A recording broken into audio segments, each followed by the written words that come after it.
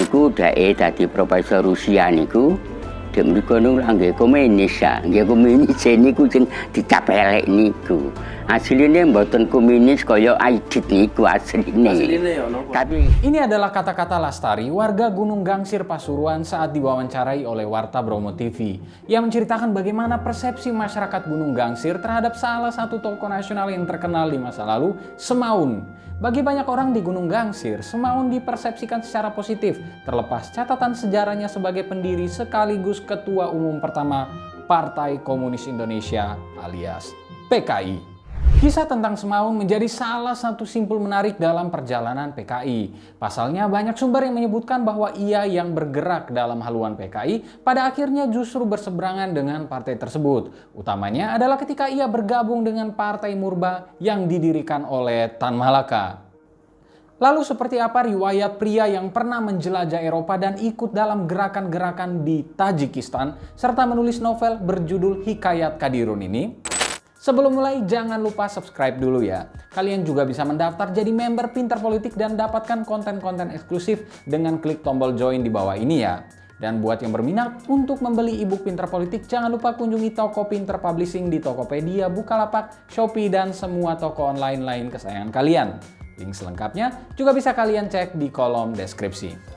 Back to the video, get your coffee and let's get it started.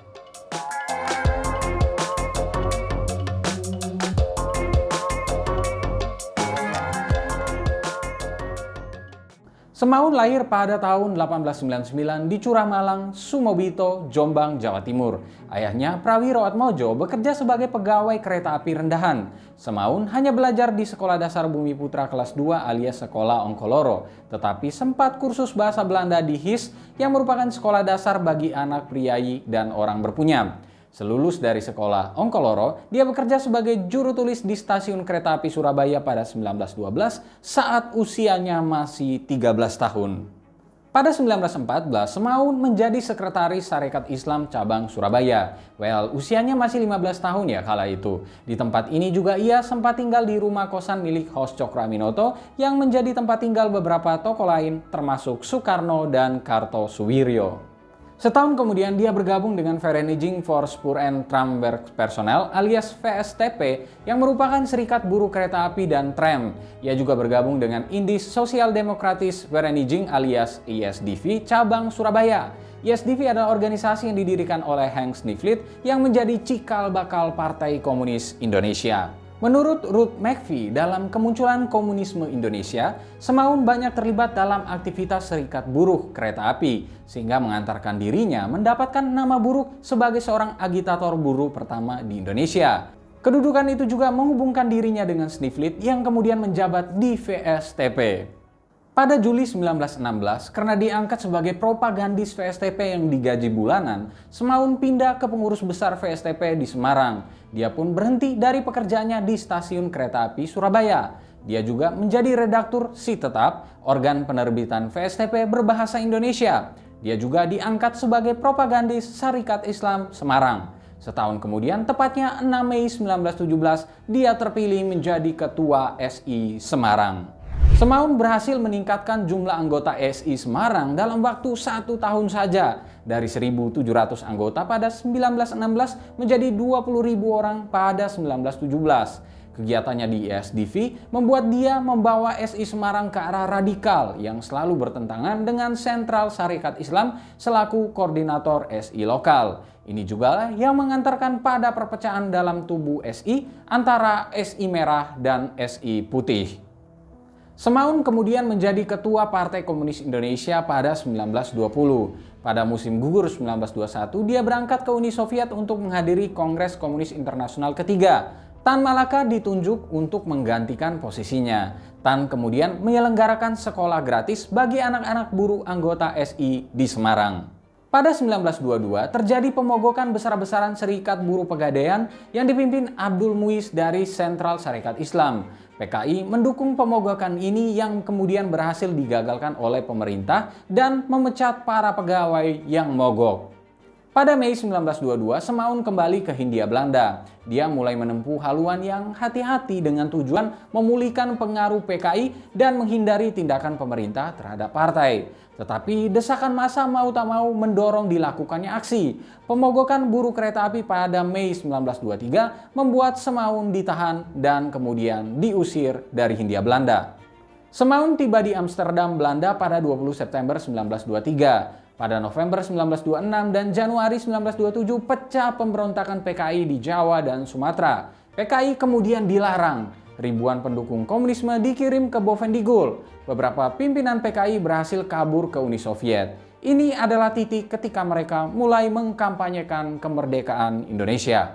Sebelum kembali ke Indonesia pada 1946, Musso menyusun bahan pelajaran bahasa Indonesia untuk mahasiswa Uni Soviet. Bahan tersebut disempurnakan oleh Semaun yang mengajar bahasa Indonesia pada 1945 sampai 1947 di Institut Ketimuran dan Institut Hubungan Luar Negeri Moskow. Hasil revisi Semaun inilah yang kemudian diterbitkan sebagai buku pelajaran bahasa Indonesia yang pertama untuk mahasiswa Uni Soviet. Di awal 1945, Semaun memulai siaran bahasa Indonesia di Radio Moskow dan bekerja di sana. Dia bahkan menikah dengan seorang perempuan Rusia bernama Varia. Kakaknya, Anna, menikah dengan Iwa Kusuma Sumantri. Keterangan ini berdasarkan autobiografi Iwa Kusuma Sumantri, sang pejuang dalam gejolak sejarah. Sementara sumber lain, tepatnya dalam Intisari edisi Oktober 1971, menyebut istri Semaun bernama Valentina Ivanova.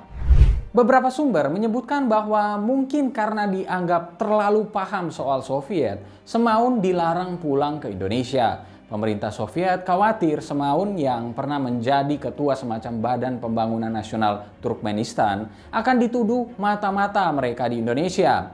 Namun banyak pihak menduga sebaliknya. Soviet justru takut Semaun membeberkan berbagai informasi strategis yang membahayakan keamanan intelijen negara itu. Atas bantuan Soekarno, Semaun akhirnya bisa pulang ke Indonesia pada 1957. Pada 1959, Soekarno memberi jabatan penting kepada Semaun sebagai Wakil Ketua Bapekan atau Badan Pengawas Kegiatan Aparatur Negara yang diketuai oleh Sultan Hamengkubuwono IX. Bapekan dibubarkan pada 1962. Pada 1961, Semaun mendapatkan gelar Doktor Honoris Causa dalam ilmu ekonomi dari Universitas Padjadjaran Bandung. Dia menjadi pengajar mata kuliah ekonomi di kampus tersebut. Semaun akhirnya meninggal pada 7 April 1971. Soal garis politiknya, banyak sumber yang menyebutkan bahwa sekembalinya dari Soviet, Semaun bergabung dengan Partai Murba yang didirikan oleh Tan Malaka. Ia memang disebut-sebut ditolak oleh para pemimpin PKI yang baru. Murba sendiri memang menjadi salah satu oposisi PKI. Hingga kini, Semaun mungkin akan dikenang sebagai salah satu orang yang menjadi tonggak pertama berdirinya PKI di Indonesia. Ini juga menjadi salah satu lembar sejarah yang mungkin penting untuk dipelajari dan diketahui oleh generasi-generasi selanjutnya. Nah, lalu bagaimana menurut kalian? Seperti apa sejarah Semaun ini harus dimaknai? Berikan pendapatmu. Terima kasih telah menyaksikan video ini. Jangan lupa untuk di rumah aja patuhi protokol kesehatan dan rajin-rajin cuci tangan kalian. Jika kalian punya saran atau masukan untuk konten-konten selanjutnya, jangan lupa untuk tinggalkan di kolom komentar di bawah ini. Jangan lupa juga untuk like, subscribe, dan nyalakan lonceng notifikasinya, serta ikuti terus pinterpolitik.com untuk dapatkan informasi seputar fenomena politik di Indonesia. Bye-bye.